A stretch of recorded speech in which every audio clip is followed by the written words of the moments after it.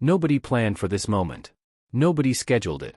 Nobody sent out a warning that what was about to happen inside a Cleveland Browns draft party would stop an entire room in its tracks and redirect every phone, every voice, and every pair of eyes toward a single person. The party was already running at full energy, music pumping, jerseys everywhere, fans packed in and buzzing with the kind of electric anticipation that only NFL draft night brings. People were watching the screens, talking about picks, debating futures, living in that specific kind of joy that only Browns fans know when draft night finally arrives and the future feels wide open. And then Shedeur Sanders walked in. Everything stopped. Not for a second. Not for a brief pause. The entire atmosphere shifted like the gravity in that room changed the instant he stepped through the door. Phones launched into the air. Voices cracked. People physically turned away from the draft screens. And within seconds, actual seconds, the party was no longer about the Browns draft. It was about him. Fans rushed forward. Some pushed. Some shouted. Some completely lost their composure trying to squeeze close enough to get a signature on anything they could hold up, jerseys, hats, phones, whatever was in their hands. And Shedeur Sanders stood in the middle of all of it, calm and smiling, like he had been preparing for exactly this kind of moment his entire life. The party had been running hot before he arrived, which makes what happened next even more significant to understand. Cleveland fans are among the most passionate in the entire league on any given ordinary day, and on draft night that energy sits at an entirely different level. The room was filled with chants, jerseys, and the kind of collective anticipation that builds for months and finally releases in one explosive night. The screens were the center of attention. The picks were the story. The fans were locked in and ready for every announcement. But the moment Shedeur Sanders stepped inside that building, something changed that nobody in that room was fully prepared for, and the speed at which it happened is the part that tells you everything you need to know about what he already means to this fanbase. It was not gradual. There was no slow build, no ripple that moved across the room before people figured out what was happening. Heads turned almost simultaneously, like the room sensed his presence before eyes even confirmed it. And once they confirmed it, that was it. The event stopped being a Browns party and became a Shedeur Sanders moment in real time, with the original programming completely abandoned. What made the reaction hit differently was the way he entered that space. There was no entourage pushing fans back. There was no wall of security keeping people at a distance and maintaining separation. He came in calm, relaxed, and fully present, greeting people, making eye contact, moving through the space like he belonged there completely and had no intention of hiding behind handlers or barriers. That calmness is precisely what made the crowd reaction even more intense, because when someone walks into complete chaos carrying total peace, it pulls people toward them harder than any performance or spectacle ever could. It made fans feel like he was accessible, real, and genuinely present in the moment with them, and that energy turned what could have been a polite acknowledgement into an absolute flood of people pressing forward. Phones were recording before most people had even fully processed why they were pointing them. The instinct kicked in faster than the conscious thought. People understood immediately and without explanation that this was a moment worth capturing, and the proof is visible in how quickly every camera in that room abandoned the draft boards and locked onto him instead. Within the first 2 minutes of his arrival, the event had been completely redirected in a way that no organizer could have anticipated or planned for. Security was scrambling to manage the crowd. Fans were pressing in from every angle with no signs of slowing down. The energy had shifted from celebratory and organized to something closer to disbelief mixed with pure, unfiltered electricity. It was the kind of entrance that does not get manufactured by a public relations team or engineered through a carefully planned arrival strategy. That kind of reaction comes from a player who has already built something real with a fanbase, and then walked into a room full of people who have been feeling that connection and finally had the chance to show it in person. What happened next is the part that people could not stop replaying once the footage started circulating. The moment Shedeur stopped moving to acknowledge fans, the crowd collapsed inward. Not slowly, not politely, not in any kind of organized fashion, fast and loud and completely uncontrolled, the way crowds move when the moment overwhelms the planning. Jerseys were thrust forward from every direction with urgency. Pens appeared from pockets, purses, and backpacks as if everyone had been carrying them specifically for this moment. People who had not even brought anything to sign were pulling out whatever they had, receipts, hats, phone cases, anything with a flat surface that could hold ink. And the number 2 jersey became the undisputed center of all of it, a single symbol dominating the visual landscape of a room that had completely abandoned its original purpose. Everywhere you looked, that number was being held up, pushed forward, and waved through the air in an attempt to grab his attention from whatever angle was available.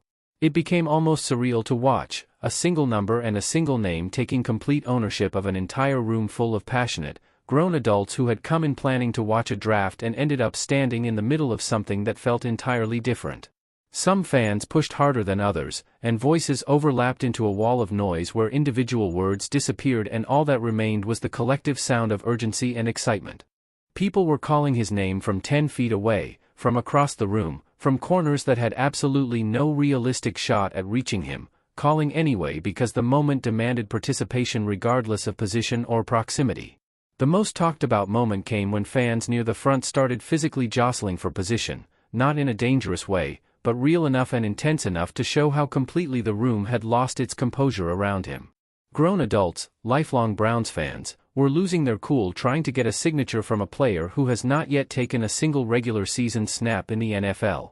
And here is what made the entire scene even more powerful and worth paying attention to: Shedeur Sanders did not retreat from any of it.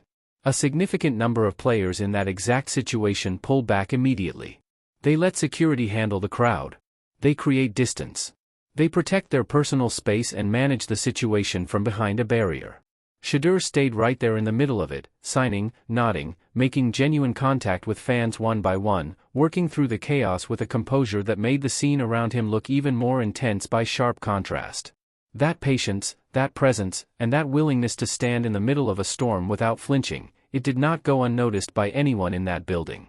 While the energy inside that party was still buzzing and the footage was already spreading across social media, the Browns front office was quietly sending a message through every single pick they made on draft night. And once you line the moves up side by side, the message becomes impossible to ignore or explain away as coincidence. Pick number 9, Spencer Fano, offensive tackle out of the University of Washington. 6'6", 311 pounds, built like a wall but moving with a fluidity that offensive linemen his size almost never possess at any level of football. His college tape showed him switching seamlessly between left and right tackle without losing a step in either direction. His pass protection numbers made analysts respond loudly, reportedly surrendering 0 sacks across hundreds of pass protection snaps during his college career. One scout described him directly: "This guy moves like a tight end wearing a lineman's body." That kind of pick does not happen in a vacuum and does not get made that fast, that early, on a blindside protector unless a franchise already knows exactly who it is they are protecting. The Browns knew.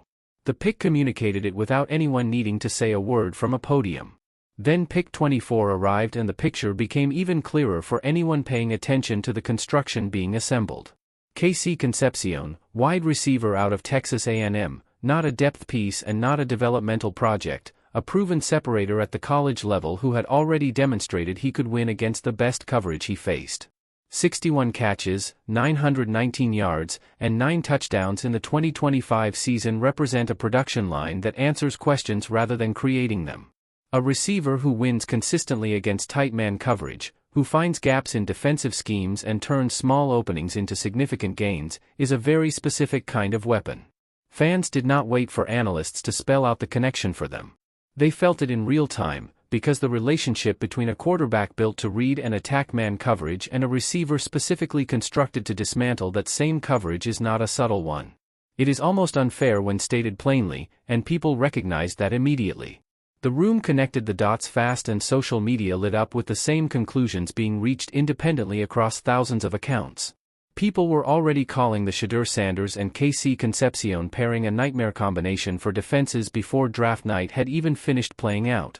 Because taken together, a fortress being built in front of him with Spencer Fano at the cornerstone and a precision weapon designed to attack the exact coverage he reads best, these picks are not random selections filling depth charts with warm bodies. They are the deliberate construction of a specific kind of offense, one built around mobility, quick processing, separation at the route level, and a quarterback who reads fast and delivers with accuracy. The Browns did not announce this plan from a press conference or publish it in a team statement. They announced it through their draft board, quietly and deliberately, and loudly enough for anyone watching carefully to understand exactly what is being assembled and for whom. Here is why this specific moment carries more weight than a typical draft party reaction would, and why the context surrounding it matters as much as the moment itself. Not long ago, Shedeur Sanders was not the person walking into rooms and flipping the energy of everyone inside. He was walking into conversations loaded with doubt, pointed criticism, and in some cases treatment that went well beyond what could fairly be called honest evaluation of his football ability. People questioned his talent with a consistency that felt coordinated. People attacked his character without evidence. People assigned him narratives before he had ever been given a real stage on which to prove anything right or wrong on his own terms. When draft time came, the noise grew louder and the treatment grew uglier in ways that were difficult to ignore. The drop that came on draft night was stunning in its scale. Not second round. Not third. Not even fourth round. Fifth round. Pick number 144.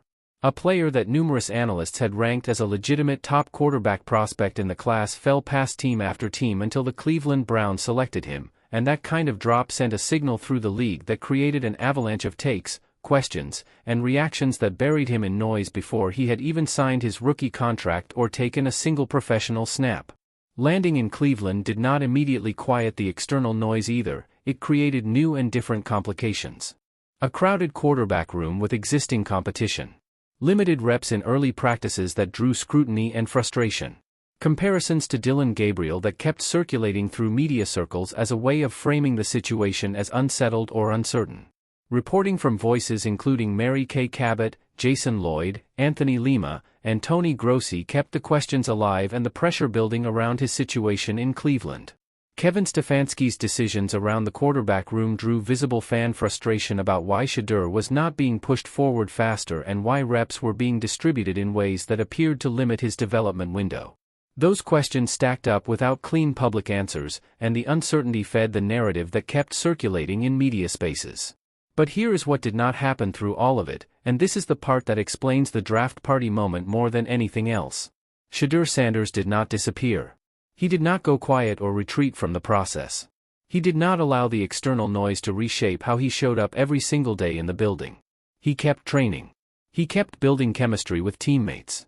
He stayed sharp and stayed ready, and slowly, almost without the media fully registering the shift, the tone surrounding him began to change. Fans started pushing back on the narrative being pushed about him.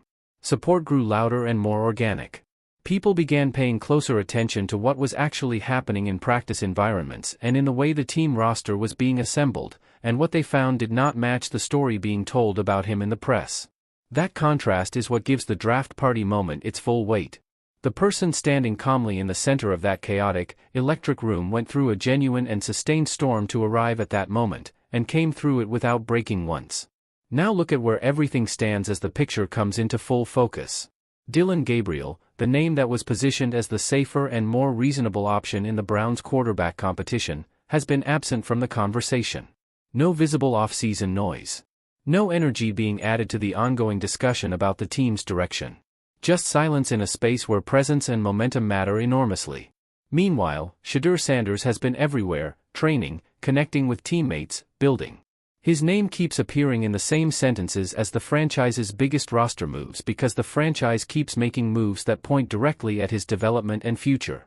Jerry Jeudy is still maneuvering in the background, still attempting to create friction around the situation, but the ground underneath that effort is shifting in a way that is difficult to reverse.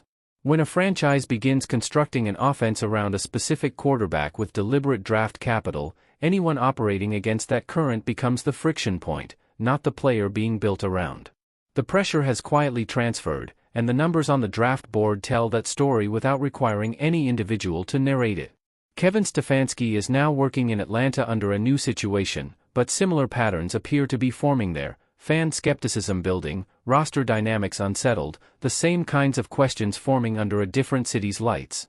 The media voices that sustain the doubt about Shedeur Sanders are in a complicated position right now, because the player they questioned is gaining ground in real and measurable ways, the situation they called unstable is stabilizing around him, and the narrative they pushed is being replaced by a different one that they did not write and cannot fully control. When someone rises after being written off completely, it does not just validate the person who was doubted, it puts a clear and sustained spotlight on everyone who participated in writing them off. That spotlight is burning with increasing intensity right now, and the people standing in it do not have a credible response ready. What started as a Cleveland Browns draft party turned into something the city is going to be referencing for a long time. One player walked into a room full of passionate, opinionated, vocal Browns fans and redirected every person in that building without saying a single word, without asking for the attention, and without doing anything except showing up and being exactly who he is. The offensive line is being reinforced with elite talent. The receiving core is being upgraded with precision separation specialists. The entire offensive structure is being quietly and deliberately shaped around one name. And the man attached to that name proved in one night that the room already knows exactly who he is and what he represents for this franchise going forward. The doubters had their moment and the narrative they built had its run, but Draft Night 2025 showed clearly and without ambiguity that the story is moving in a completely different direction now. Shedeur Sanders is not waiting for permission from the media. He is not waiting for validation from voices that questioned him. He is not waiting for anyone to hand him a platform or an opportunity. He is taking it, one room at a time, one moment at a time, and one draft pick at a time. If this story is hitting the way it should, hit that like button right now and subscribe to this channel so you do not miss a single development as this situation continues to evolve in Cleveland. Every week there is more to cover, more to break down, and more reason to believe that what you just watched at that draft party is only the opening chapter of something much bigger. Drop your thoughts in the comments. Do you believe Shedeur Sanders becomes the undisputed starter in Cleveland this season? The conversation is just getting started, and this channel will be here for every moment of it.